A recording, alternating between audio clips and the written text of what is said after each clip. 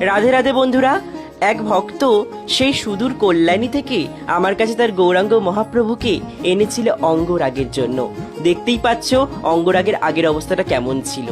মহাপ্রভুকে আমি আস্তে আস্তে অঙ্গরাগ করতে থাকি, ফার্স্ট কোট হলুদ রং দিতে থাকি। আমাকে শুধু একটা কথাই বলেছিল, আমাদের নবদ্বীপের প্রাণ সে হচ্ছে ধামেশ্বর মহাপ্রভুর আদলে যেন আমি করি। আমি তাই চেষ্টা করি যথারীতি। এবার অবশ্যই তোমরা জানিও যে আমি কতটা পারছি। তারপর ভগবানের আলতা পরিয়ে দিচ্ছিলাম চরণে, দেখো তো কেমন লাগছে। তারপর চোখ অঙ্কন করছিলাম, সেই মুহূর্তটা আমার সব থেকে বেশি ভালো লাগে।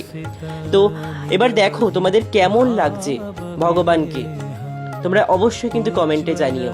দেখো চোখ আঁকা আমার কিন্তু সম্পূর্ণ হয়ে গেছে।